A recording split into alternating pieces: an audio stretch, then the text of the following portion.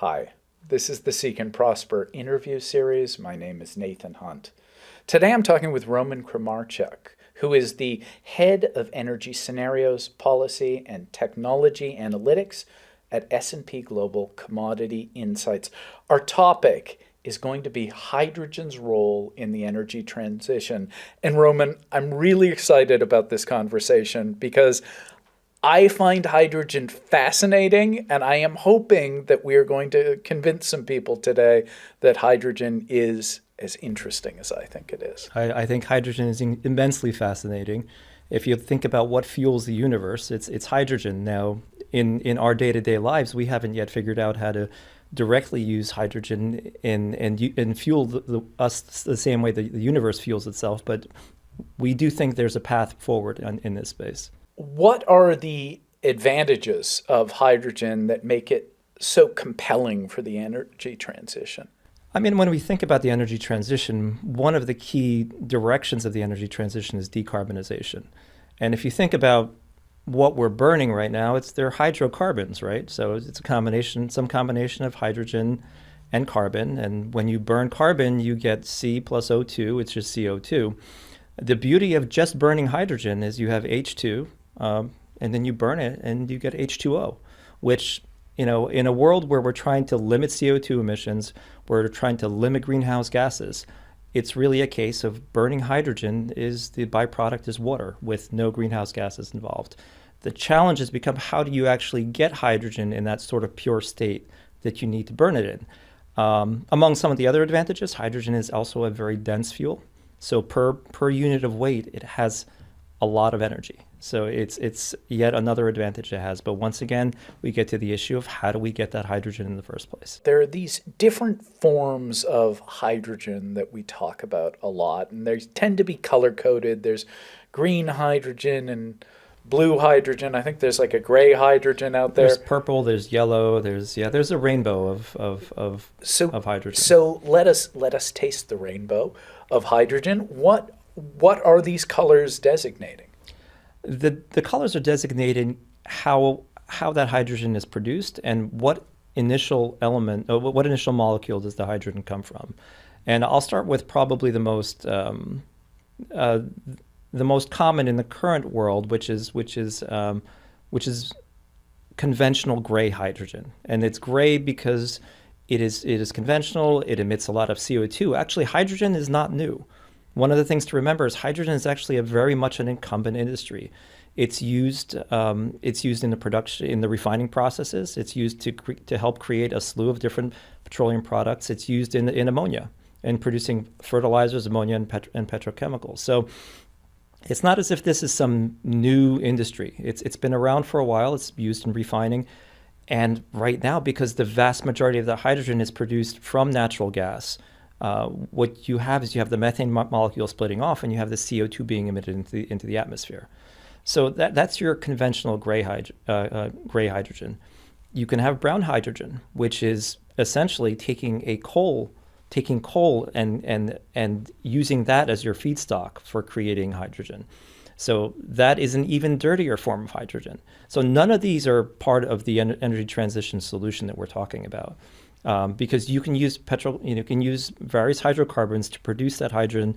As if you're not capturing that CO2, then you have a situation where that CO2 is emitted into the atmosphere. It contributes to global warming and climate change. So that brings us to the spectrum of clean hydrogen or low carbon hydrogen. And that starts with blue hydrogen. And I kind of alluded to this before. You start with the natural gas. You put it through a steam methane reformer. In the end, you get hydrogen and you get the CO2. And what makes this hydrogen blue is taking that CO2 and sequestering it underground. So it doesn't enter the atmosphere. It doesn't lead to increased concentrations of CO2. It doesn't give us that greenhouse gas effect. So that's your basic blue. Now, some of detractors will say that carbon capture and sequestration, most of the time you can get up to 90 to 95% capture, which leaves still 5% or so in the best cases that are still not captured. It also doesn't take into account the upstream emissions that come from, let's say, natural gas. So by the time the natural gas gets to your steam methane reformer, it had to have been produced, it had to have been piped. there are leaks, and there are various emissions and vents across that piece. So it all adds up. So that's, it's the purists would claim that that is not a fully green solution, which leads us to the green solution. And that leads us to what we talk about in terms of the green solution, in terms of green hydrogen. Now, what is green hydrogen? It's basically using renewable or zero carbon power to split a water molecule and create the hydrogen. So in that sense, there's no hydrocarbons involved. You have water, it has to be of a particular purity, and you have electricity. And it's essentially running electricity using an electrolyzer to create that hydrogen. And there are no emissions involved because essentially if that electricity is coming from wind or from solar or from nuclear or from sustainable biomass, then that can be considered zero CO2 electricity, which means that the hydrogen is essentially zero CO2. So those are the two main categories. There are variations. There's hydrogen pyrolysis. There's hydrogen that can be produced from nuclear power, which people want to differentiate from, let's say, renewables, just because even though they're both zero carbon electricity, it has different characteristics that people want to distinguish.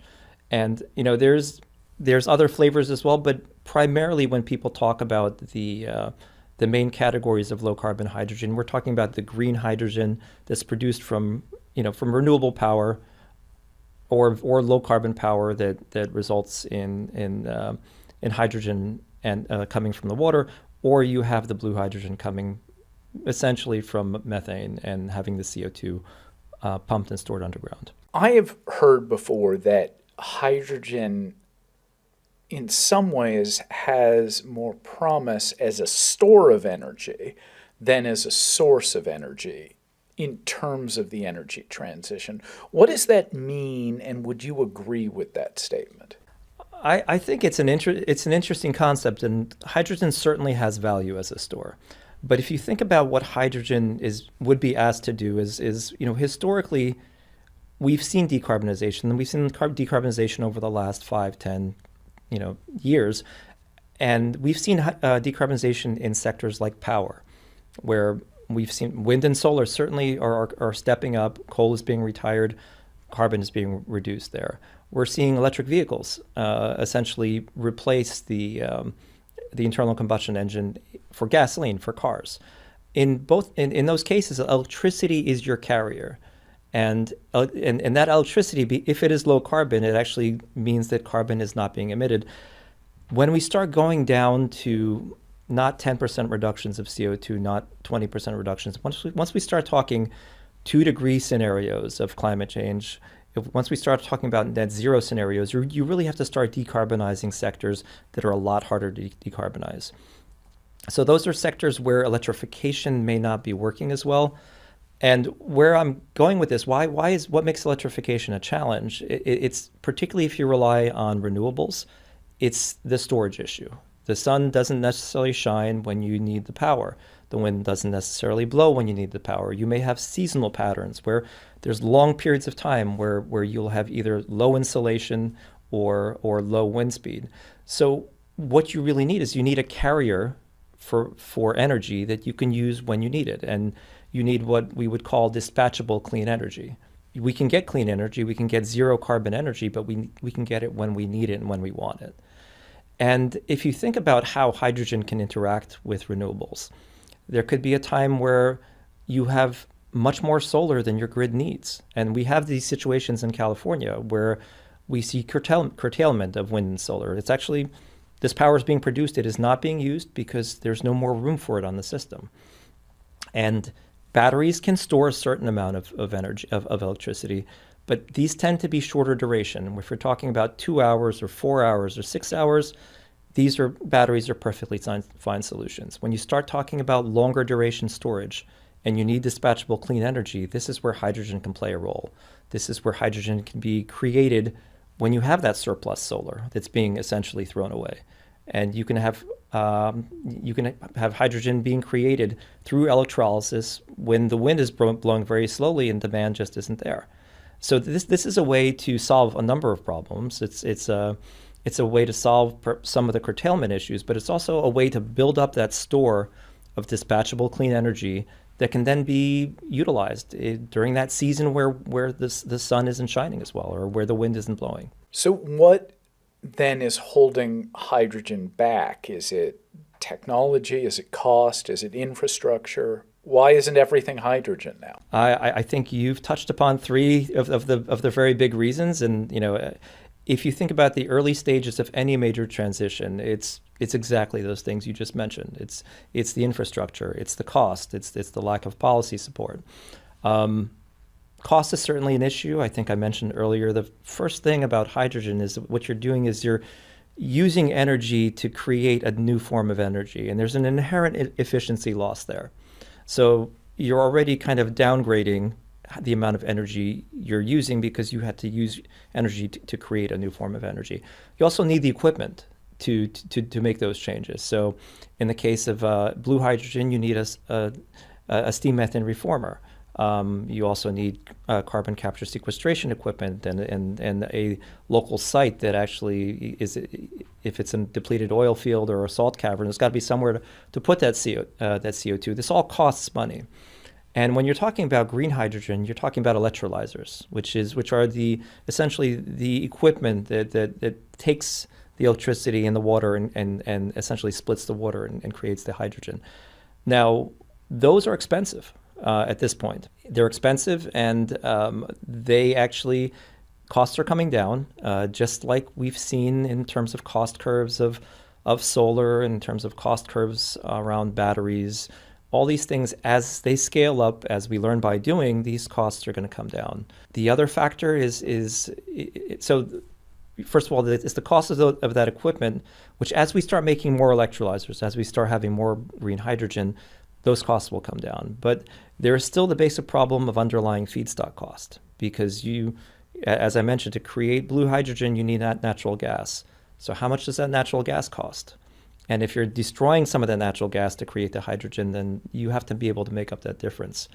If your power prices are extremely expensive, then guess what? Your electrolyzer is going to be running on expensive power. That means your green hydrogen is going to be very expensive. So two factors. You want one factor is the equipment you need to create the hydrogen. We expect costs for that to be coming down. The second factor is the feedstocks, and the feedstocks are the power and the natural gas. And there are times like now when both power and natural gas are getting more expensive. So if you have to use more of it to actually create some of that hydrogen, that makes it relatively more expensive as well. So costs definitely. You mentioned infrastructure. Well, for example, when we think about some of the sectors where hydrogen can play a role, and for one of those sectors may be heavy-duty trucking, and we can go into this in some more detail, if you'd like. But it's one of these things that if you have a trucking fleet and you have to ship something from one destination to another, you may have that hydrogen become cost effective. You may actually have policy supported, but you also need to know that you have hydrogen fueling stations at every step of the way from point A to point B so that you can actually execute on that sort of strategy. So it's a bit of a chicken and egg problem, and this is where policy comes in. It's the same situation with electric vehicles. That dance between charging stations and EV uptake, you'll have the same dance between hydrogen fueling stations and heavy-duty fuel cell-based trucks. So what is S&P Global's current involvement with hydrogen markets? We are working with hydrogen from different sides. On the one side, with S&P Global Commodity Insights, the sort of the Platts pricing side of things, we offer price assessments which allow players to engage and understand and have transparency on the markets or the potential markets for hydrogen. In this particular case with ammonia, we have markets and we're offering some transparency on those markets. For hydrogen, a lot of hydrogen in the current state of affairs was done very much on site. It was very much, a refinery needed hydrogen, and the hydrogen was provided either within the refinery or from the outside through some sort of bilateral arrangement. We do believe that we're going to be moving to markets for hydrogen, markets for green and blue ammonia. These are markets of the energy transition that we want to provide pricing transparency around. At the same time, the analytics side of what we do at Commodity Insights, we always try to figure out where is the energy system going in the future? What are the pathways? What are the pathways towards net zero? What are the pathways in a business as usual case? So we're in a regular state of looking and assessing, okay, how does hydrogen stack up in terms of its costs? What happens if the Build Back Better bill passes the Congress, or if another sort of set of support mechanisms gets implemented in Europe? What does that mean for relative costs? Because that's what, when we think about decision making in energy, it's really about what can provide you the energy needs that your customers need at low cost, that's affordable, that's available, and that doesn't provide for other dangers or a security of supply risk. So these are all the things that we regularly look at. We're currently working through and updating our sense of how big a role do we think hydrogen will play going forward. And this is a function of policy. This is a function of costs. This is a function of infrastructure. And these are the things that we're looking at.